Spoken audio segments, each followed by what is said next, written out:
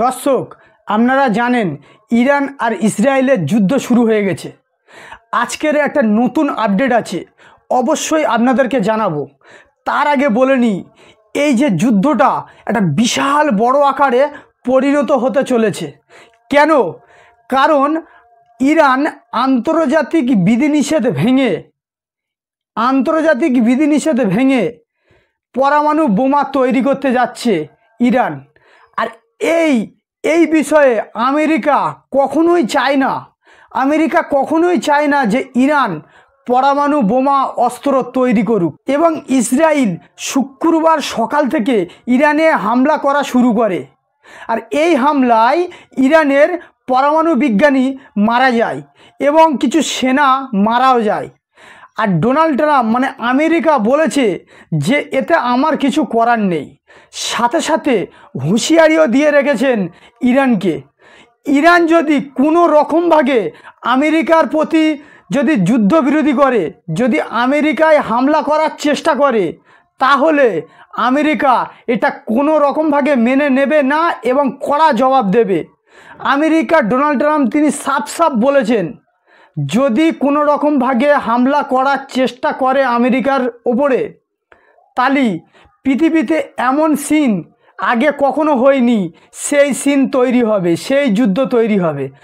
পুরো ইরানকে তছনছ করে দেবে বলেছে পুরো আমেরিকার প্রেসিডেন্ট, যদি ইরান কোনো রকমভাবে হামলা করার চেষ্টা করে আমেরিকায়।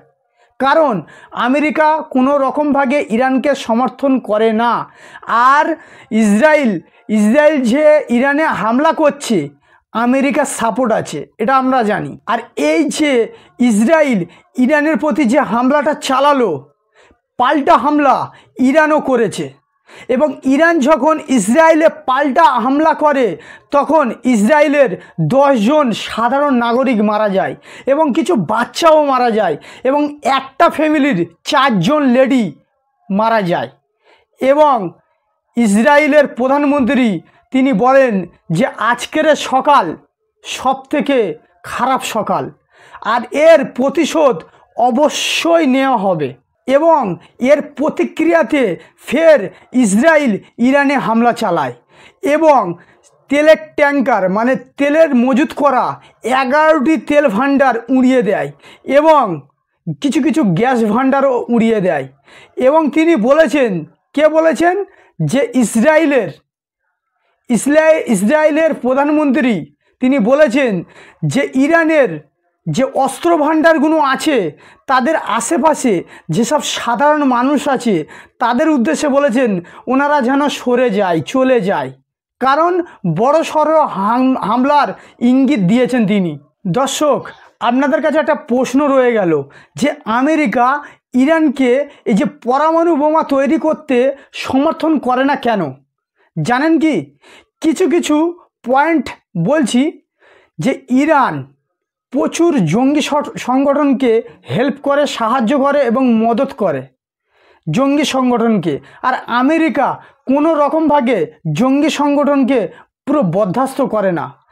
আর যদি ইরান যদি পরমাণু বোমা শক্তির অধিকারী হয়ে যায়, কতটা পৃথিবীর মধ্যে বিপর্যয় নেমে আসতে পারে তিনি আগে থেকে একটা ধারণা করে নিয়েছে। এখন কথা হচ্ছে, যদি আমরা জানি যে প্রত্যেকটা দেশের কোনো না কোনো দেশ সাপোর্টে থাকে। এবারে যে ইসরায়েল আর আমেরিকা দুজনের সমর্থনে যে ইরানের ওপরে যে হামলাটা হচ্ছে, ইরানেরও সমর্থন আছে। যদি পাল্টা আক্রমণ কোনো রকমভাবে ইরান যদি আমেরিকায় করে, তাহলে একটা বিশ্বযুদ্ধের একটা ইঙ্গিত, বিশ্বযুদ্ধ একটা তৈরি হয়ে যেতে পারে। এটা পুরো পরিষ্কার বোঝা যাচ্ছে। আপনাদের মূল্যবান মতামত অবশ্যই কমেন্ট করে জানাবেন।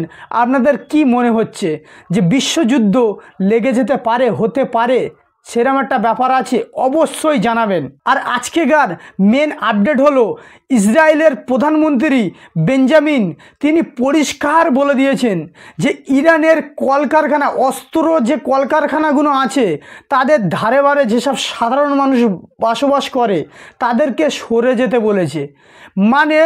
ইনি তৈরি হয়ে আছে ইসরায়েল তৈরি হয়ে আছে যে আক্রমণ এনি টাইম এনি হাউ হতে পারে। বুঝতে পারছেন কি সিচুয়েশান চলছে? অবশ্যই আপনাদের মূল্যবান মতামতটা কমেন্ট করে জানাবেন। আজকে ছোট্ট করে এই আপডেটটা থাকলো। আমার চ্যানেলে নতুন হলে অবশ্যই সাবস্ক্রাইব করে নেবেন। অনেক সুস্থ থাকবেন।